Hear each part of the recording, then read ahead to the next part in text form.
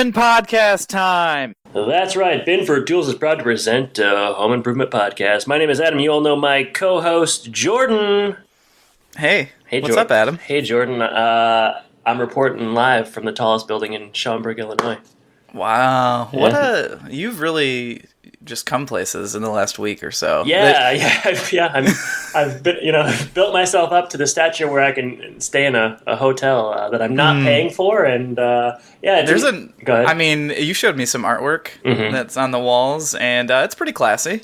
Yeah, it's kind of some of that like minimalism, like abstract bow tie art. Yeah, you know how there's a lot of that in the Chicago Museum of Art. I'm looking at a bow tie as I sent you a picture. There's also a print of, it's a car's mirror. It's a side mirror, and it's looking out. You mean the Disney movie Cars? Cars, Mater. Yeah, I've not seen it, but I'm familiar. No, it's a side mirror, and it's looking back at the skyline of the city of Chicago. So wow. And yes, it's a very nice room. It's artsy. It's very fancy. It's the opposite of my usual studio experience, and it's a fantastic view of various expressways and the Northern Illinois landscape. So I'm a bit concerned though, because right before we started recording, you got distracted. so I'm afraid that you might need to shut the windows or something. I may need to shut the blinds. There's just a lot of traffic, hustle and bustle. Anybody that's ever been to Schaumburg, there's just a lot going on here. Big mall. And there's a convention going on. So a red truck went by, and I did flub the beginning. And I don't, people don't know this, but I don't flub the beginning very often. Or maybe only like the second time ever. Only on purpose. Sometimes, sometimes you like to make some noises, horse noises and such, but you're just a professional, really. At this point. Yeah. Hey, let's talk buds. It's 420. Oh, jeez. Jordan, happy 420. This is our 420 episode. So, that's going to be kind of the theme moving forward. We're just going to. I was wondering why you kept taking breaks to get snacks and stuff, but now it makes sense. Yeah, there was a lot of snack breaks here at 9:15 in the morning, 9:10. Man, let's talk bud, chronic, tree, whatever. I was going to ask you. I know this is not a subject that you're comfortable with, nor especially knowledgeable. But you're not going to get much out of me for this. Here's my question. Who would you say, and this is for our 420, we are 420 friendly, Jordan. We cast no judgment. We have to be, Jordan. We cast no judgment. It's almost legal everywhere. Who would you say it would be the biggest kind of stoner on home improvement? I think it's kind of an easy answer. Isn't it Mark? Okay, I guess it's not that easy. I just feel like Mark is lonely and he needs to find solace somewhere. He's stressed out after having to practice for all these silly Christmas plays and stuff. So he needs a break. I think you're right, but I think he probably goes immediately to something a lot harder. Oh, yeah. Call like H. No, I think I was thinking Brad. Probably, I don't know. He's just rebellious. It's been a while since he's been rebellious. I know, but he's mostly been working on his stand-up. It's in a sax. He's doing a stand-up sax act.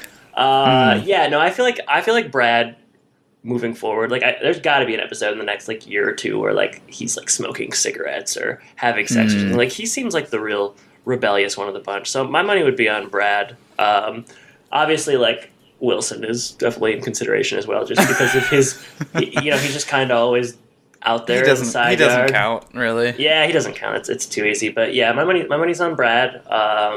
That's really all. I mean, we'll talk more about weed and stuff a lot later in the show and kind of throughout. Yeah. So all of you listeners, stay tuned because we're going to spend a lot of time on this. We're going to talk a lot about just 420 and being 420 friendly and stuff because it's obviously it's important to both of us. So super important. What else is important to us, Adam?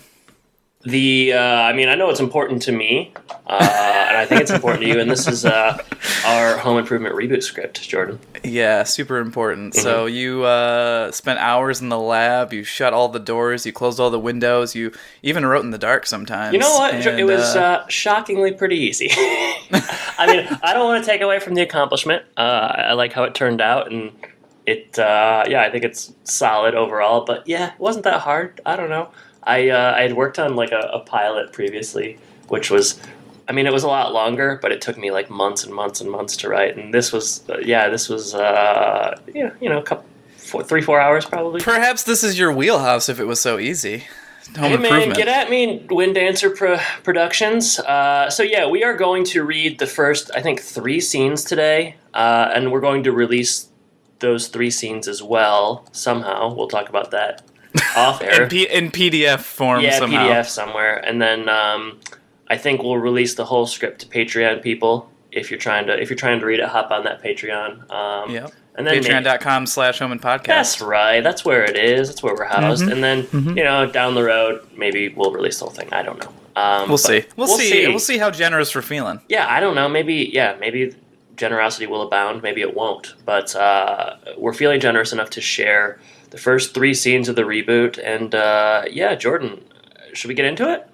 Yeah, so let's distinguish roles here, Sure. so our audience can tell. Obviously, we don't have Richard Karn and Tim Allen here to lend us their voices for this, although that would be You weren't awesome. able to get them? No, I tried. Shoot. They were busy. So Tim is going to be played by you. Yes, I'll be playing the role of Tim throughout the 3 scenes. And then Jordan, you'll be playing the roles. You wear many hats. You're something. I wear many hats of a voice actor. You're playing the role of Al. Michael, I believe. Michael. There are kids. There are 2 young schoolboys. I believe their names are Michael and Danny. You'll be playing Michael and Danny. Al, yep. Michael, Danny, and then you're gonna try a short scene as Jill. Right. And you're gonna put on kind of a southern draw, a la Blanche Dubois. Yeah. Don't build it up because I'm not gonna. You've always relied on the kindness of strangers. Also, I have a feeling that Michael and Danny are gonna sound eerily familiar. Almost the exact same. A more experienced screenwriter perhaps could have differentiated them a bit more, but hey, I'm a novice. I will also be doing the narration and scene setting and so on. Cool. So yeah, are we ready? So if you're confused, audience, don't worry because I am too. Yeah, this may or may not work, but this is the best way we have to kind of share it. And the script's been written, so we want to put it out there some way, somehow. So yeah. So let's get started. All right, lights, camera, action. Interior tool time set. Day. Tim, 39, and Al, 39, stand in the middle of their crowded tool time set. An audience looks on with wonder as the 2 make their way to an oversized tool bench. Their looks are dated, as is their studio. Why don't you tell them what we're doing next? They walk in the middle of the studio with a small floor. Okay, well, next we are going to be demonstrating how to lay a new floor, but first we need to calculate just how much hardwood we are going to be needing. Right, and for that we'll be using mathematics, the language of the universe. And that's according to Ernest and Galileo Galileo. Bet you didn't know that, did you, Al? I don't think anyone did, Tim. That's right. Our project board here is about 8 feet by 4 feet. To get the square footage, you want to multiply those 2 numbers.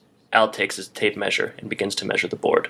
Since I walk the mathematical walk, walks in a weird way, and talk the mathematical talk, I know that's, looks directly to camera, 32 square feet. Actually, Tim, the exact measurements are 8.5 by 4 1/3 feet. What are you getting at, Al? Well, Tim, I think since you walk the mathematical walk, you need to multiply those 2 numbers. Oh, human abacus. Tim gets annoyed and corrects his tie.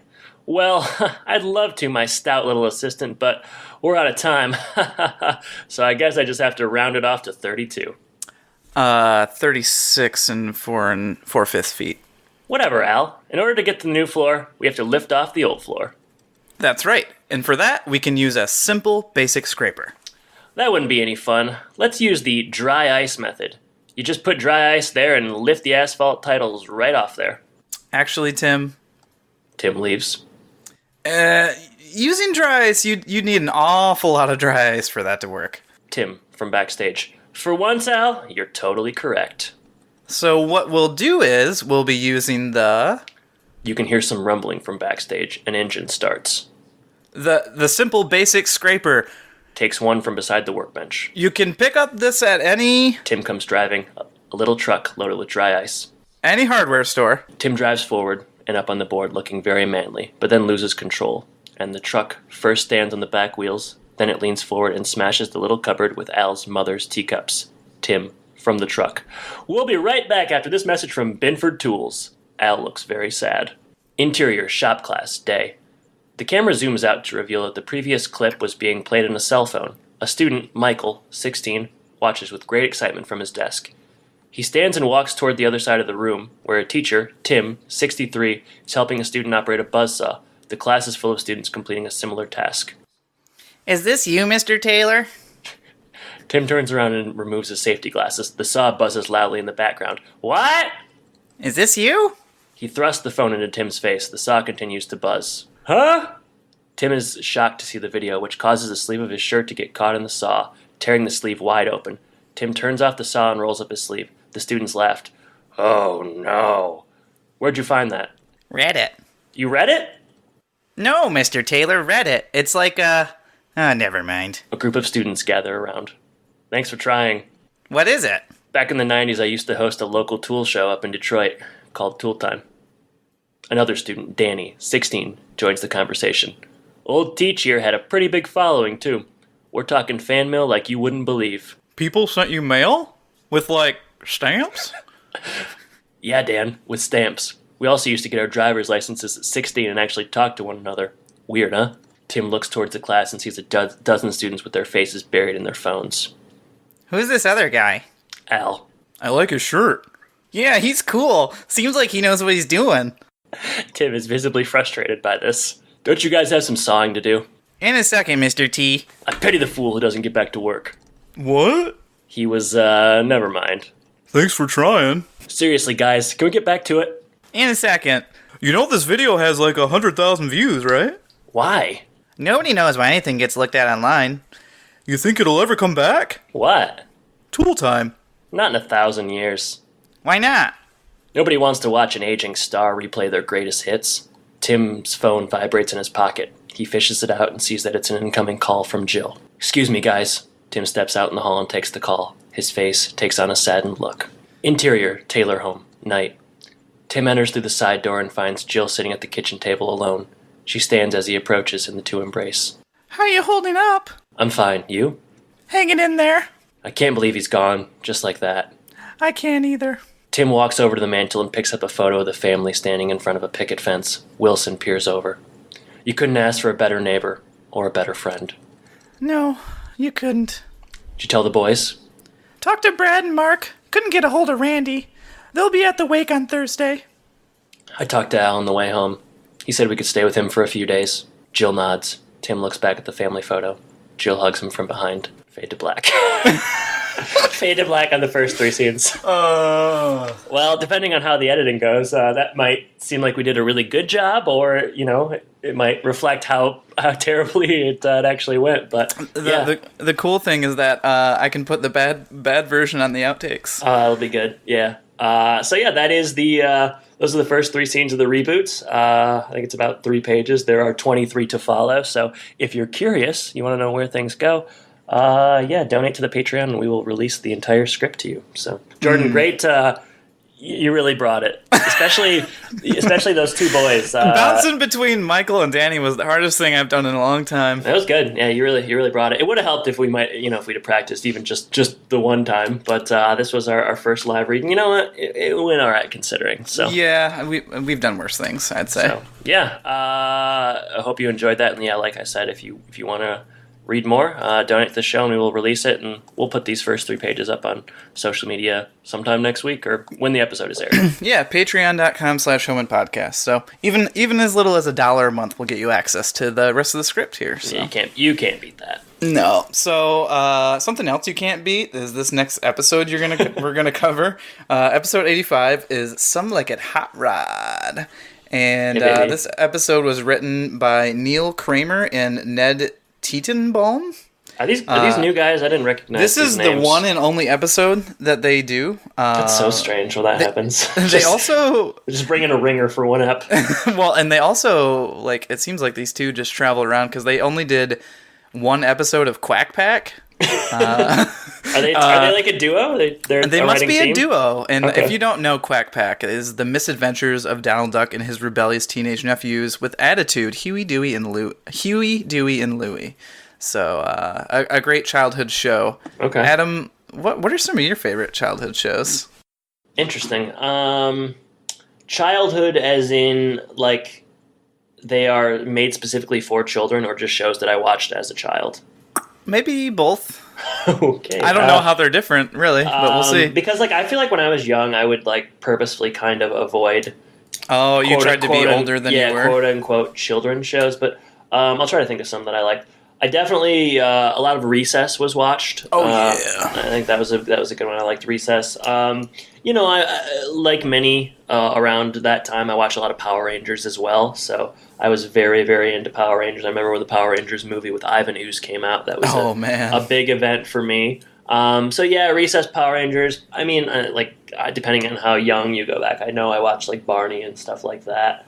Do you remember when like saying someone like Barney when you were young was like kind of an insult? Yes, it was. It's so bizarre to think back. Yeah, I remember like at school people would like make fun of maybe you. in like first or second grade people would be like, "Yeah, I heard you like Barney," and people would be like, "No, I don't." My older brothers would say that to me a lot. Yeah, and it was like yeah. Secretly, if someone liked Barney, it was so shameful. Yeah, what about you?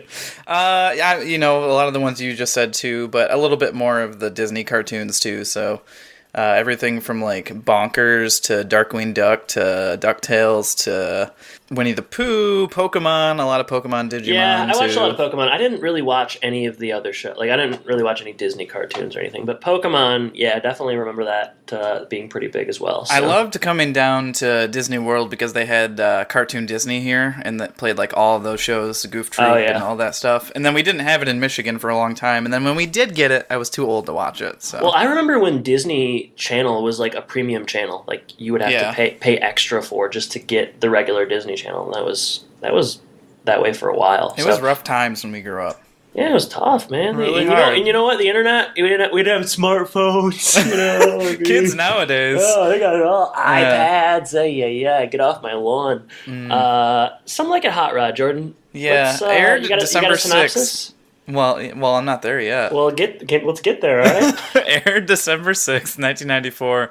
I do want to. We have plot keywords. I'm just going to read them to you. If any of them interest you, let me know. Yeah, if not, we'll just move on. But some plot keywords listed are snowstorm, school pageant, no, sandwich, maybe, hot rod, no, and friendship. Yeah, go ahead and click on sandwich for me. Tell me what you see. All right, so for sandwich, let's see what we got here. We haven't had plot keywords in a while. All right, number one movie on Sandwich, the Best Picture winner of this year, The Shape of Water. Was there a sandwich in that movie? Okay, I'm trying to think what the sandwich aspect of that is.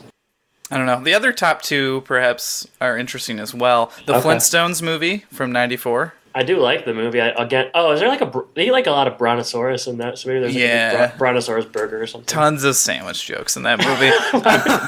And then the third one is The Breakfast Club. Yeah, I guess I'm just not familiar enough with... I feel like if you'd have to watch these movies more. I don't love The Breakfast Club as much as a lot of people do. Yeah, I've only seen it like once. I only like the sandwich scenes in it, really. So. Yeah, I think that's what everyone's favorite scene is. But all right, so anyways, title reference, Some Like It Hot, the Jack Lemmon and Marilyn Monroe and Tony Curtis movie. Mm-hmm. One I've actually seen. Yeah, and I enjoyed it as well. It is good. Yeah, it's good. So with that, we can move on to our alternative titles. Mm-hmm. How many do you have? I have 4. It's difficult because there have been a lot of episodes based on hot rods, and there has even maybe been other hot rod titled episodes, so I found it to be pretty difficult, but I do have 4. Yeah, I have 3, so I'll let you go first. Okay. Let's start with this one. Wet Hot American Hot Rod. Ooh. I'm going to read mine... Ooh, that's saucy. Yeah, saucy. I'm going to read mine more like it's a terrible joke, because it's written as a terrible joke. Because it is a terrible joke. Yeah. Sure. Okay. Hot rod, more like cold rod. That is good. Yep, I'll do mine. That's kind of like that. The not so hot rod. Okay. So, are you closer now to Chicago than you usually are? Yeah. This I'm more is like a north. terrible way to set this up. I don't know. I'm like more north, and I don't let them. I'm probably a little bit closer. Well, Why do you ask? I know you're familiar with the city Chicago, but the real thing I'm going to test you on here is if you're familiar with the band Chicago. So I'm gonna sing to you. Great transition there. Yeah, that's good. Yeah. Hold me now. It's hard for me to say I'm sorry.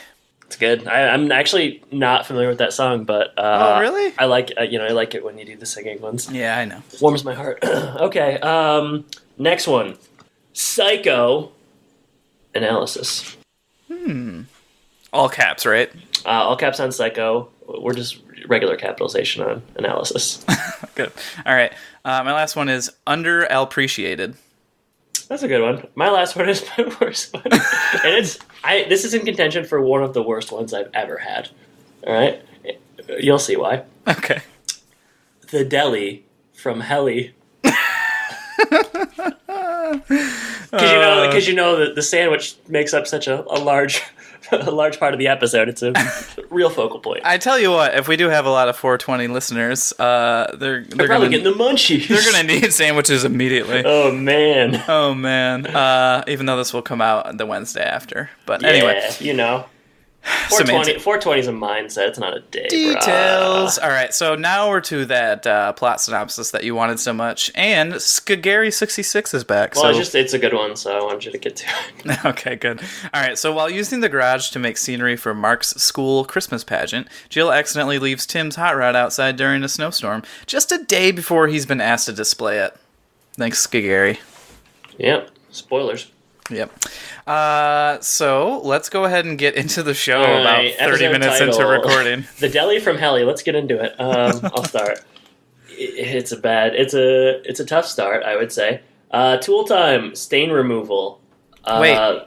I want to point something out. You just said like we're starting the show 30 minutes in, and now you're stopping me. Here's the problem. I hope this is good. I hope it's about the logo or something. It is about the logo. Right, you just said the logo was dead.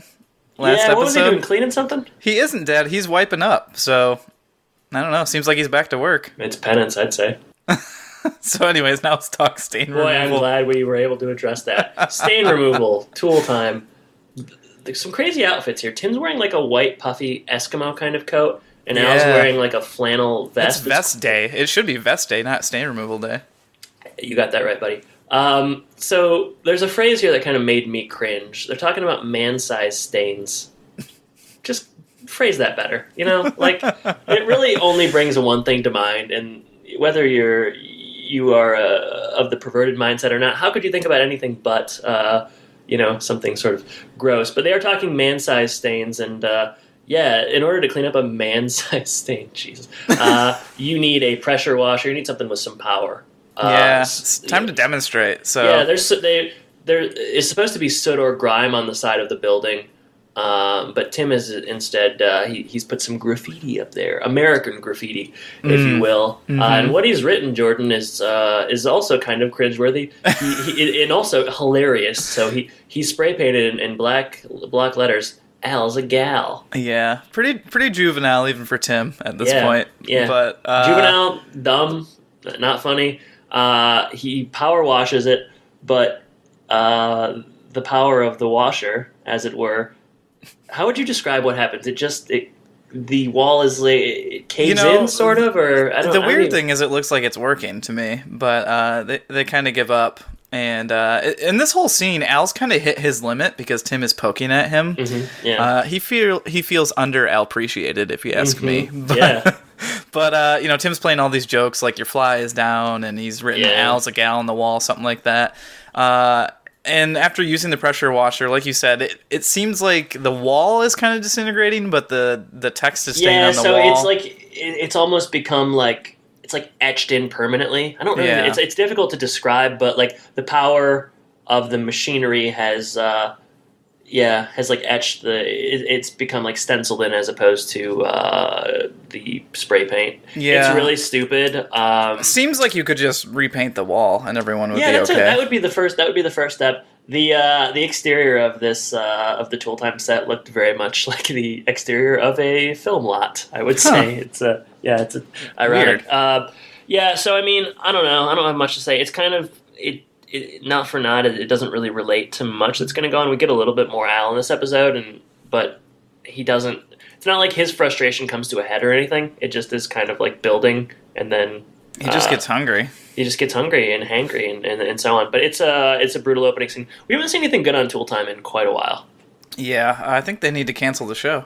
I think I think so. I'd rather watch Cooking with Irma. Yeah, I tell you what, yeah. Right. Next scene. Yeah, Tim's in the garage tinkering, and Mark and the other boys are kind of in. Well, I say the other boys, yeah, but I've never seen. I don't mean smooth R&B. Yeah, I don't mean them. Nah. It's the other boys. I think some of them might be from that episode in the Christmas episode in the church where they're singing in that little choir. Yeah. They look very similar to me, but they are inside with Mark and with Jill, and they are trying to sing Little Drummer Boy. So we just see Tim for a second in the garage, and they pan over. And Brad and Randy come in. It reminds them of their favorite carol, which is Rum Rum Rum Rum Rum, which I guess is a car noise. Did you notice that Brad kind of starts doing this early?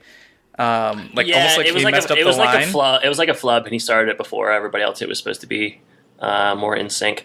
I have news. One of the choir boys, yeah, you are right. Mikey in this episode played choir boy in 'Twas the Blight Before Christmas. And then I knew I recognized him. The other kid that is credited is just in this episode. So they bring one kid back and another kid is new. So yeah, I guess that's interesting for someone. My thought here is that Jill is continuing to, she just is taking on too many tasks. She's frustrated with the boys. She doesn't like their rendition of Little Drummer Boy, and she just, in general, seems stretched too thin the entire episode. She needs to stop taking on volunteer opportunities. I've said it once, I'll say it 1,000 times. Just you don't have to do these things. Is she? And she's got school right now. She should be focusing on that. But whatever. Yeah. She's got a lot going on. Maybe it's Christmas break and she wanted to fill her time. Maybe that's it. Anyways, Jill, the kids are not interested in this, and as soon as their parents arrive out early and honk the horn, they are ready to go. They leave their practice. They go outside, and Jill's upset. She thinks these kids need to learn dedication.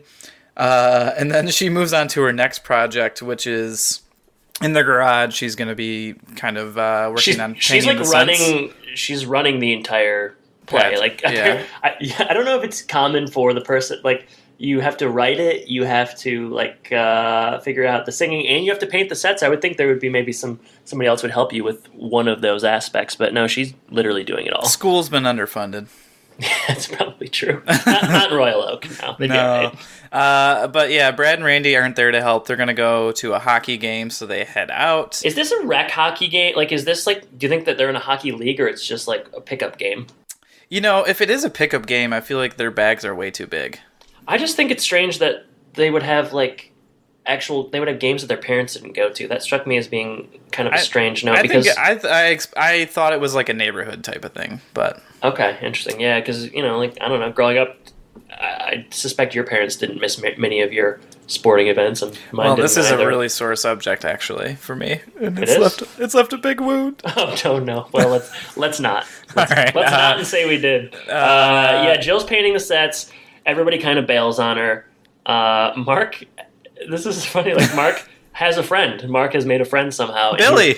He's going to go hang out with Billy, but Jill's pulls kind of a Norma Bates and just keeps him at home with her to help. And I thought, this kid, he might not make a lot of other friends in his life, so you should really let him go when he has an opportunity like this. But this was when stardom happens. Yeah, of course it is. Tim is not even there to help, so it's just her and Mark. Tim has plans to go to a Christmas party at Eddie's, which is I wish they would have showed that party instead. That would have been maybe. Great. Yeah, there would have been a lot of misogyny and sexual harassment probably going on. It's not only it's a party, it's an opportunity to talk to a columnist. I guess editors is the title they use about. Perhaps getting his hot rod in a fake magazine called Classic Hot Rod Monthly, which is maybe real, but just sounds incredibly fake to me. It's not a very appetizing name. You still subscribe to that Classic Hot Rod My dad Monthly? Does. Okay. I got him a subscription for Christmas. How was March? What was... As you can imagine, there were a lot of bunnies and cars. Okay, great. Yeah, fantastic. So, later, Mark and Jill are painting. They cleared out the garage so they could paint. Remember that. It's going to be a problem later. And Jill reminisces a little bit about her old school pageants, performing in them, all that kind of stuff. As she's wont to do. Jill, nobody loves talking about their childhood more than Jill does. Well, you got to relive some of those great moments, else you forget them. Yeah, they are never great, though. She's always just, like, kind of complaining about them.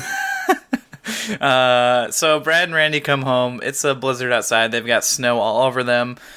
And then it's quickly realized that Jill left the hot rod outside Brad's like, didn't you know it's a blizzard? Like, it's been pounding out there in the snow. I mean, how would she know if the garage is closed?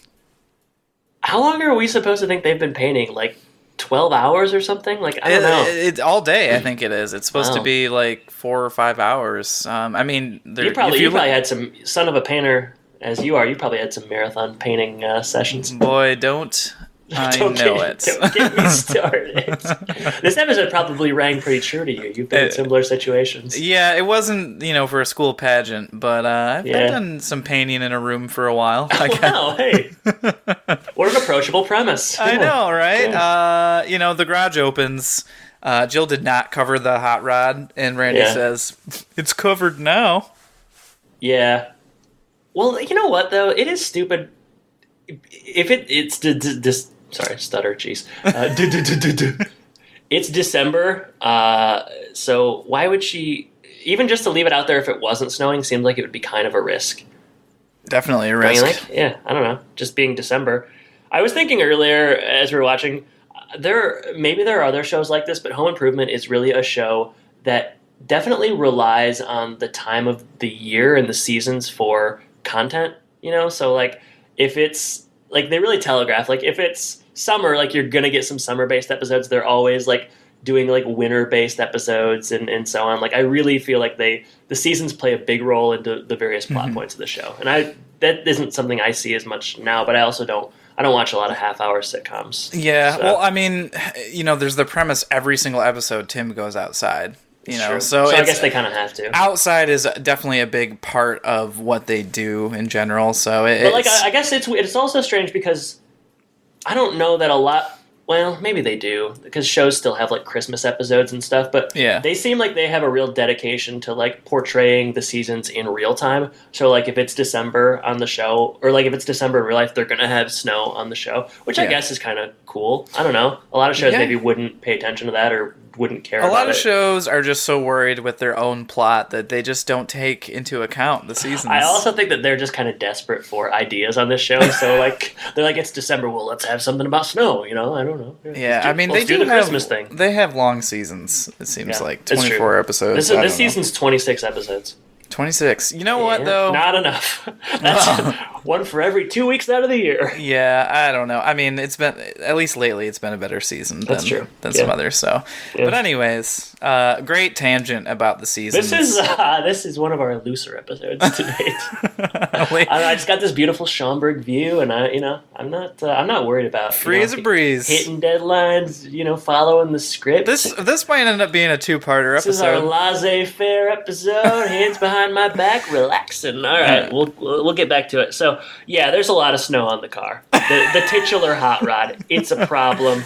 Obviously, they've set up that Tim is going to talk to well, they haven't really said that yet, but Tim is talking to an editor, apparently, around the same time as this painting is going on. So we can assume that he's going to need that hot rod moving forward. Jill doesn't really have a good plan. She kind of freaks out. The boys are sort of teasing her. Mark is supposed to keep watch, and then Mark is watching for about 3 seconds before he says, "Dad's home." Dad's here. And do you want me to do my Michael voice, or yeah? I mean, whatever the like.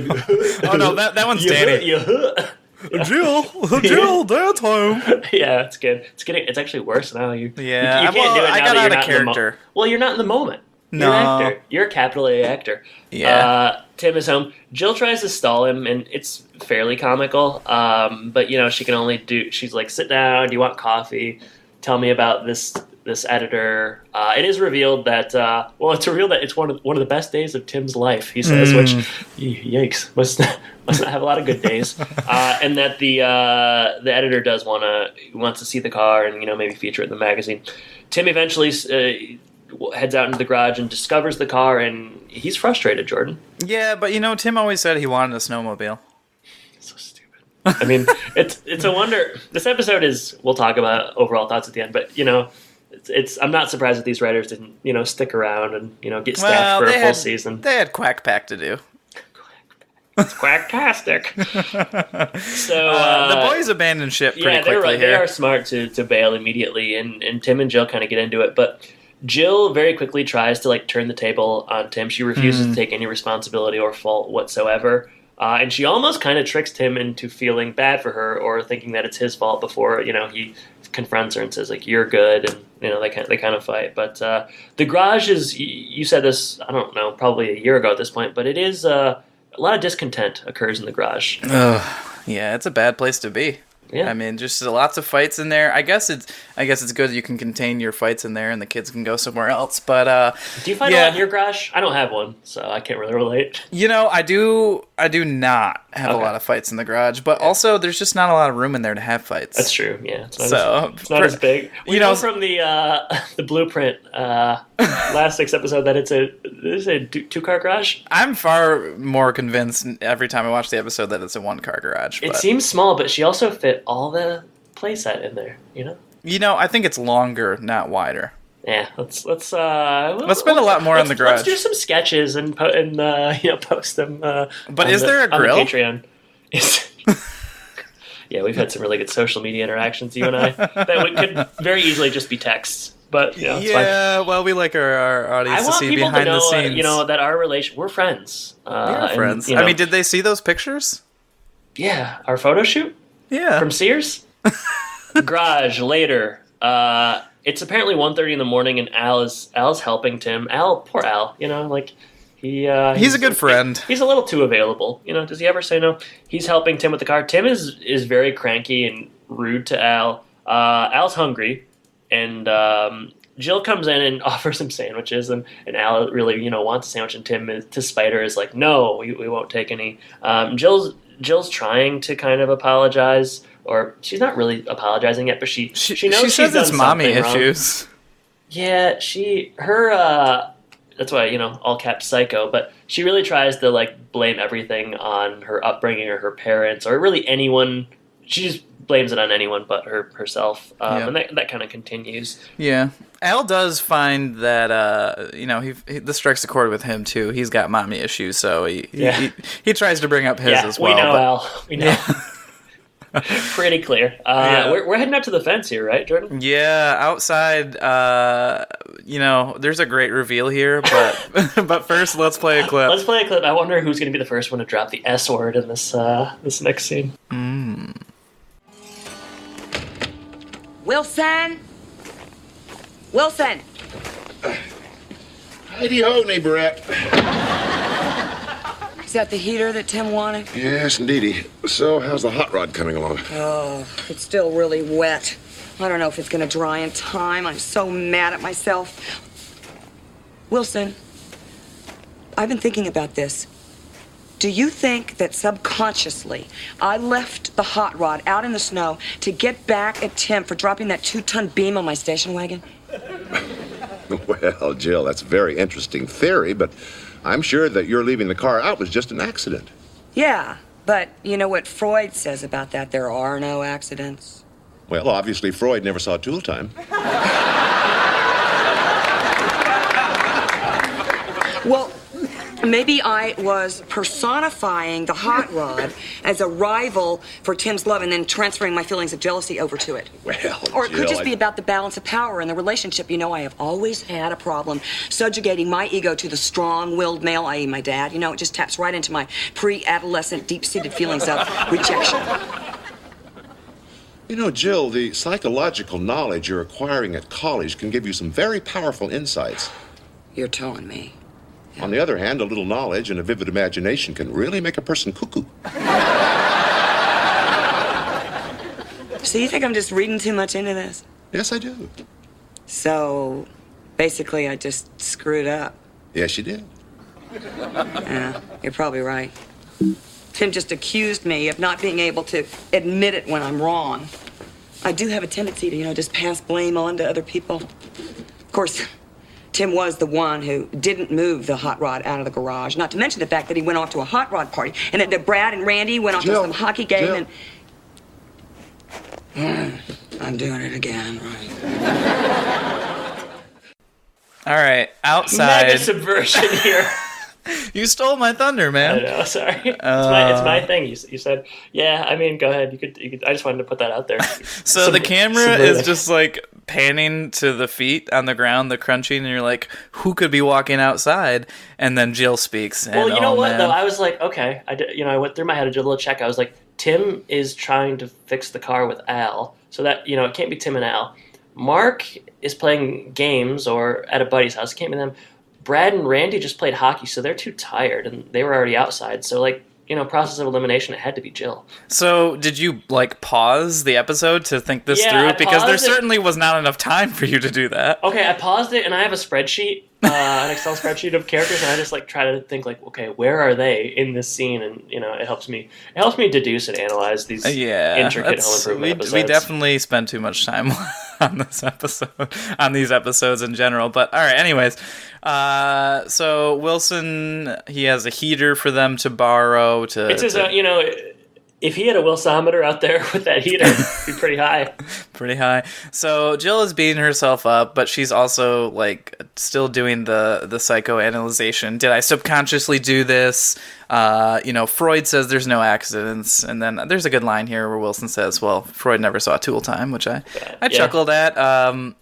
Eventually, Wilson's just brings her back to reality and says, sometimes knowledge plus imagination equals cuckoo.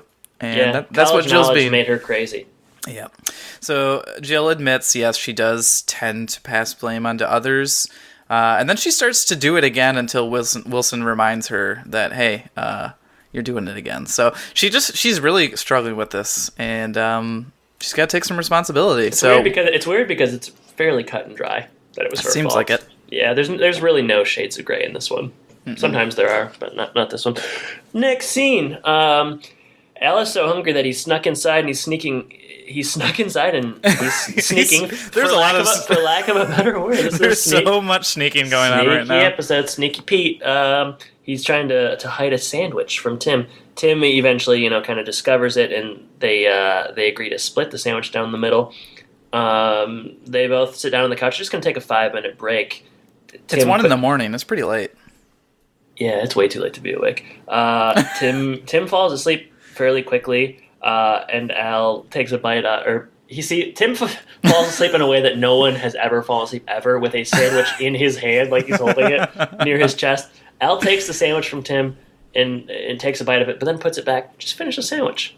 Yeah, I mean, he's not going to remember. If you're that hungry, just finish the sandwich. I do like a line here that Al says his mother has a very tart tongue. I don't know, that's just funny. That was a good. Yeah, Al does continue some of his mommy issues here, and that's a great line that he adds in there. So, so before you know it, time has passed, and it's the morning, and Tim and Al. It's the classic. Has it been 5 minutes already? Man, it's been 15 hours. Yep. So it's morning. Tim and Al are waking up to the unpleasant news that Al has to go to the bathroom, and the guy is going to be there in 10 minutes to see Tim's hot rod. So this was strange, though. Al wakes up, has to go to the bathroom, and then just sprints outside.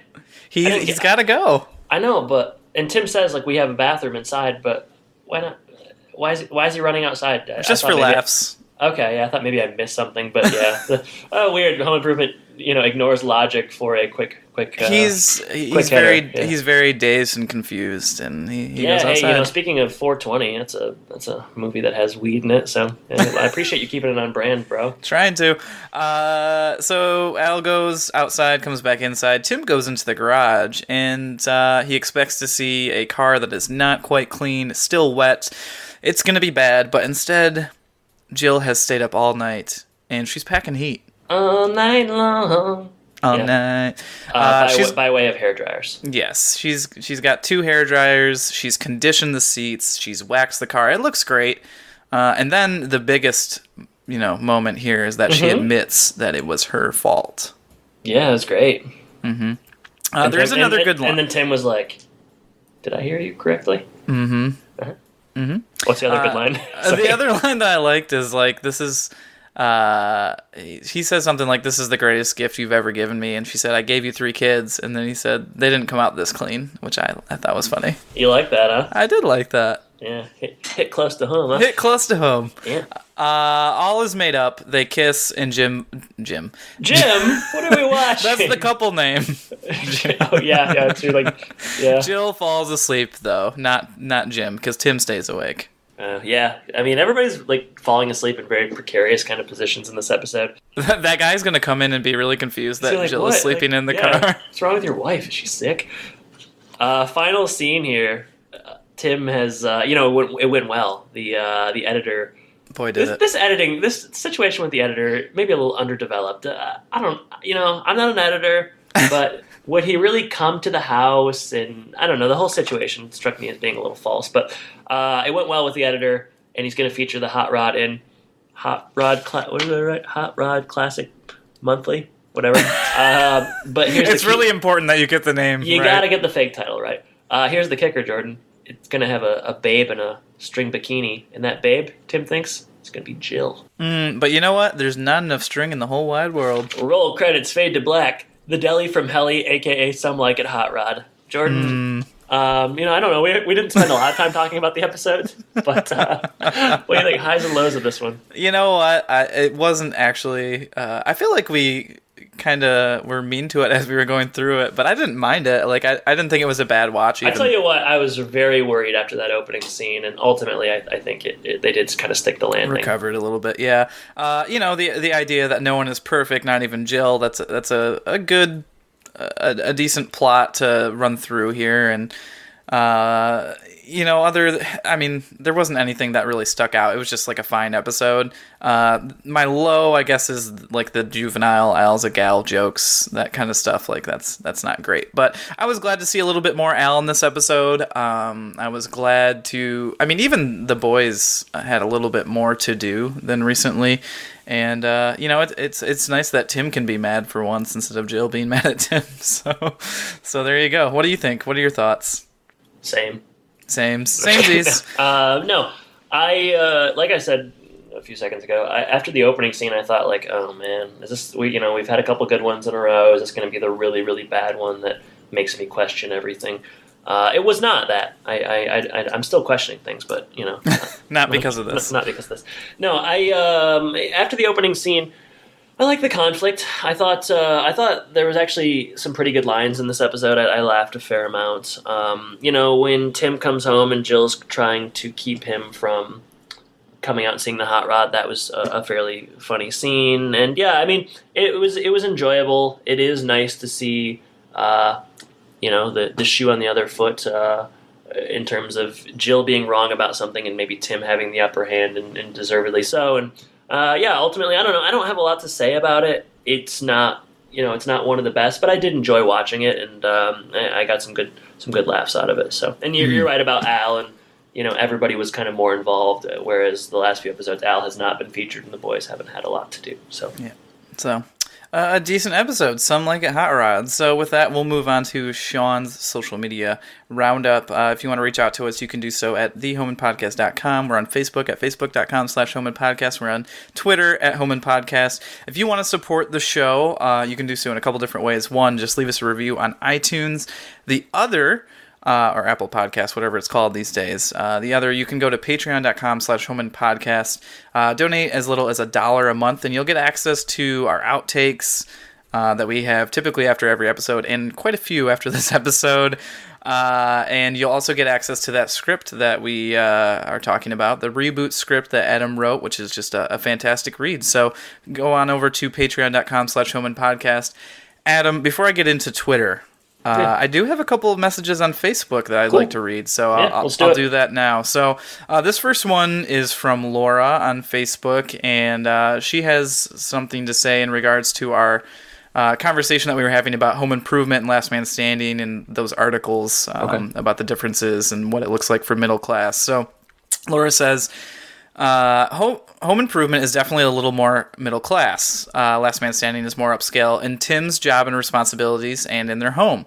Other differences are their 3 daughters in the family. Tim is certainly outnumbered by female issues, whereas Jill is outnumbered by male issues in Home Improvement. There are a lot more political references in Last Man Standing, but either way, I've laughed in both sitcoms, which is a good thing. So thank you for that, Laura.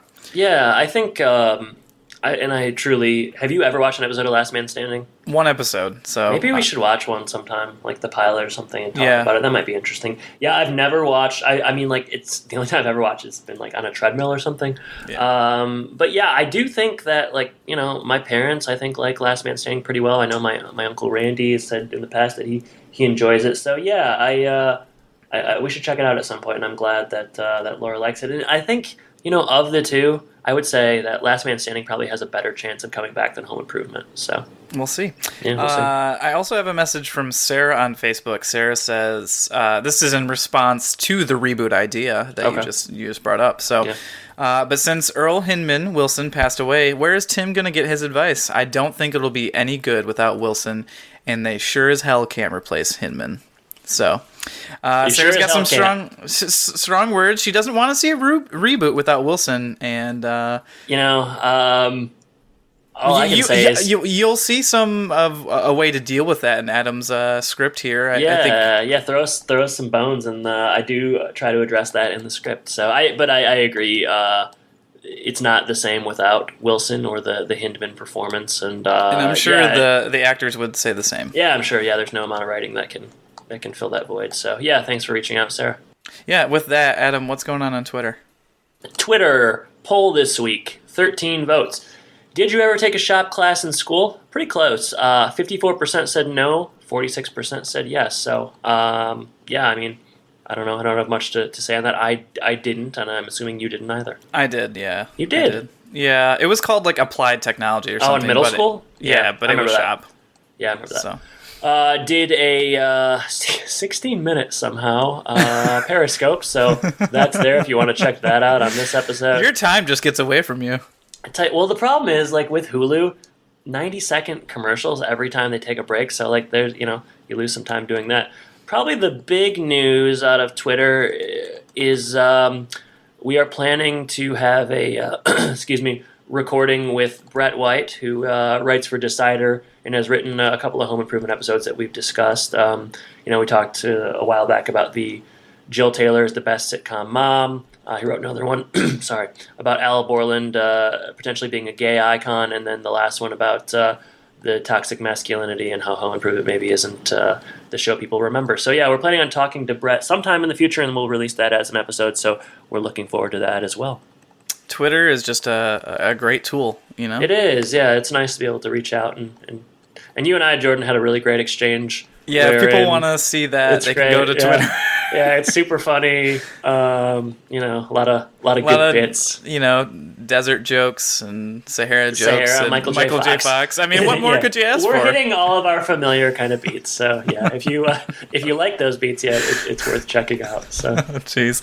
All right. With that, we can move on to the question of the week, which it is my turn. Okay. So usually I think everyone knows I kind of produce the best questions here. here. The Toledo one last week was pretty hot. Well, let's see how you feel about this one. Okay. Adam, I think you and I both know that people say you can tell a lot about people by what they eat. In this episode, Al is eating a sandwich. And I'm just wondering, what can we tell?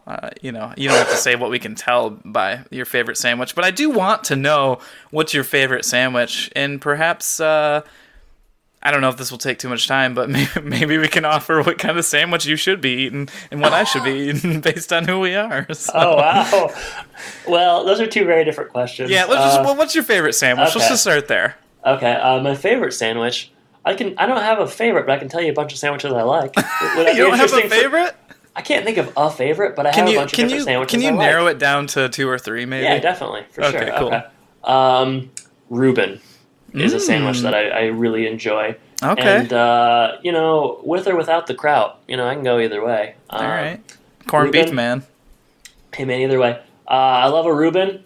I love a Cuban. During the cruise after, I met you and we had our stay, we were in Key West, and I had a delicious Cuban sandwich down there, and it was fantastic. So the Cuban is right up there, Reuben, Cuban. And then, you know what? Give me a club. And I'll take it. I'll take it of the California variety or not. So basically, my favorite sandwiches are the ones that are everybody's favorite sandwiches. But they're popular for a reason. I love sandwiches, Jordan. Yeah, I love sandwiches. I knew this question would kind of ring kind of close to home for you. It's making me hungry just thinking about it.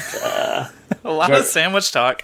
Yeah. Okay. And then you want to know what sandwich represents me as a person? I think I get to choose this. I think like, based on who you are, I would say just a ham and cheese, because you're a ham. You like to ham it up a little bit. Love and ham and cheese is just kind of basic, regular, like no frills. You're just happy the way you are. You're no muss, no fuss. So I don't mean that in a derogatory way. I think many a person would disagree with much of what you said, but I appreciate. I think that's a nice reading. Are you a lot of fuss? Probably, I wouldn't say I'm particularly easy to be around in general. All right. Well, that's my interpretation of you. So if you're at like an interview and they ask you, for like a testimonial or whatever, you can just play this clip about the ham and cheese. Well, yeah, just like when I gave you that website testimonial where I said you never put the cart before the horse. Never. Nay. Never. All right, Jordan, what kind of sandwiches do you like? I'm a big fan, just like you said, of the club variety as well. That's probably my favorite, especially with avocado. I also do like a good... Well, I don't want to break over into the sub territory, so I guess I shouldn't say. I wondered about that as well. Yeah, you got to draw a line somewhere, and that's that'll be another question someday. What types of submarines do you like? Yeah, we got to save that for later. Yeah, that's a good one. Yeah, save that for, sixth season or something. Yeah, something like that. I do also like the French dip. That's one I don't like. Really? If you get the right au jus sauce, that's pretty good. I'm thinking, as I hear what we're saying, that we should begin to wrap this up. But do you have other sandwiches you want to quickly? No, that's it. That's the two that I'm going to draw the line at. Type of sandwich that represents you. See, I would have said ham and cheese as well, because you actually are simple, and you don't fuss. But if I were to come up with another one... You don't have to. We can be ham and cheeses. Jordan, just shut up for a second. Let me come up with another one. Sandwich. You're just going to get hungry if you keep doing that. I don't know. I got nothing. Sorry. All right, ham and cheese it is. Ham and cheese. I tried. Great effort tell you by what, though, 420, I'll just talk about sandwiches. Oh, man. I think you and I both got a case of the munchies, for lack of a better term. So, better spark up that doob, my brother. All right, so the next episode, I'm just going to ignore what you're saying. Next episode, do you know this time, or do you want me to actually say it? I was saving up all those good 420 jokes, so I didn't have the opportunity to. All right, well, the next episode. I do. No. Okay, all right. Next episode we're going to do is called "'Twas the Night Before Chaos." So maybe a crossover with Professor Chaos of South Park? Well, I can... Oh, hey, you know who's coming back? Who? Colonel. Oh, we do like that. Oh, wow, holy cow. We got the Colonel and Polly Holiday. It's going to be a big ep. Wowzers. And one of Jill's sisters get ready for that, people. Oh, yeah, Taylor. Merry Christmas, Taylor. I should have done. If we get the Colonel in this reboot somehow. Oh, Tim, happy 420. All right, Jordan, thank you for joining me, listeners. Thank you for listening to this episode of the Deli from Helly. I guess I should say take care. Take care, everybody.